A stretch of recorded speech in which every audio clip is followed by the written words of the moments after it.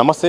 జైనూరులో గిరిజన మహిళపై దాడి, అలాగే ఆమె ప్రస్తుతం గాంధీ భవన్లో మాత్రం చికిత్స పొందుతుంది. ఇదే విషయంలో మాత్రం మాట్లాడడం మనతో పాటు బీజేపీ నేత చికోటి ప్రవీణ్ గారు ఉన్నారు. బాధితురాన్ని కలిసి వచ్చారు, అక్కడ పరామర్శించి వచ్చారు. లోపల పరిస్థితి ఎట్లా ఉంది, ఆమె ఆరోగ్య పరిస్థితి డాక్టర్లు ఏం చెప్పారు?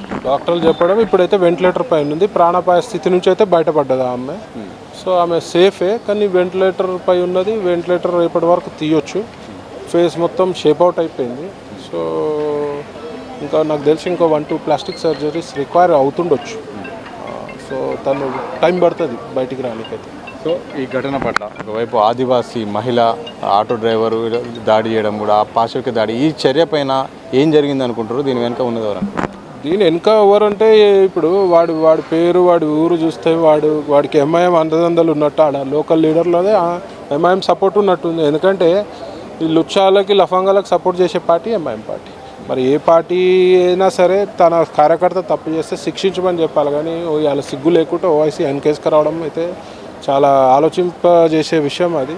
మరి ఆయన పార్లమెంటు పరిధిలో ఉన్న హాస్పిటల్ మరి ఆయనకు చిత్తశుద్ధి ఉంటే మరి ఒకసారైనా వచ్చి ట్రీట్మెంట్ ఎలా జరుగుతుందని ఒక పరామర్శించాలి కదా. మరి ఇప్పటివరకు ఎందుకు రాలే అంటే హిందువులపై ఆయనకున్న ఆక్రోశం, హిందువులపై ఉన్న కోపం బయటపడుతుంది ఇట్లాంటి సంఘటనలు.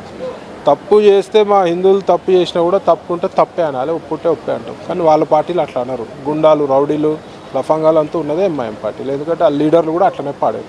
సో వానికి అక్కడ లోకల్ ఎంఐఎం సపోర్ట్ చేస్తున్నట్టు, వాళ్ళకి వీళ్ళు సపోర్ట్ చేస్తున్నట్టు. మరి ఈ విషయంలో మరి ఈ గవర్నమెంట్ ఎంత మటుకు దర్యాప్తు చేసి ఎంత మటుకు ఆమెకి న్యాయం చేస్తుంది అనేది చూడాల్సిన అవసరం. సో ఎలాంటి ఇబ్బంది కాకుండా మేమైతే బాధితురాలకు న్యాయం చేస్తామని ప్రభుత్వం అంటుంది. దాంతో పాటు అరెస్ట్ కూడా, నిందితుడిని అరెస్ట్ చేశామని కూడా అంటుంది. ఆ చర్యలు కనుక చూస్తే ప్రభుత్వ తీరు మీకు ఎట్లా అనిపిస్తుంది? ప్రభుత్వ తీరు అయితే అనుమానాస్పదంగానే ఉన్నది. మరి అరెస్ట్ చేసారు, వాడిని చూపిస్తలేరు. మరి రేపు అయిందా కాలేదా చెప్పాలి. కాలేదని గవర్నమెంట్ అంటారు. వాళ్ళ అబ్బాయి ఏమో అటెంప్ట్ అయిందని ఇప్పుడు వాళ్ళ అబ్బాయి మాట్లాడిండు, వాళ్ళ హస్బెండ్ మాట్లాడు.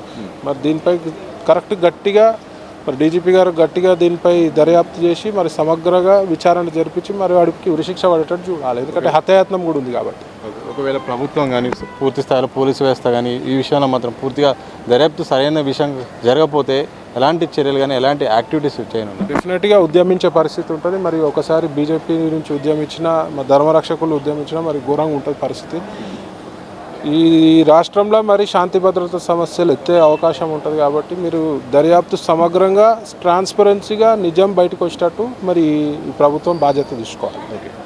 జైనూరు విషయంలో మాత్రం, గిరిజన మహిళ విషయంలో మాత్రం ప్రభుత్వం పూర్తి స్థాయిలో దర్యాప్తు చేయాల్సిన అవసరం ఉంది. అలాగే ఎవరైతే నిందితులు ఉంటారో నిందితులకు అరెస్ట్ చేయాల్సిన అవసరం ఉంటుంది. బాధితురాలకు న్యాయం చేయాల్సిన బాధ్యత కూడా ఉంటుంది. రాష్ట్రంలో శాంతి భద్రత విషయంలో మాత్రం రాష్ట్ర ప్రభుత్వం సీరియస్గా ఉండి ఇలాంటి ఘటనలు జరగకుండా మాత్రం జాగ్రత్త పడాల్సిన అవసరం ఉంటుంది, తీసుకోవాల్సిన చర్యలు తీసుకోవాల్సిన అవసరం ఉంటుంది కూడా బీజేపీ నేత చికోటి ప్రవీణ్ చెప్పిన సందర్భం చూడవచ్చు. కెమెరా పర్సన్ మసూన్తో సతీష్, దిశ టీవీ, హైదరాబాద్.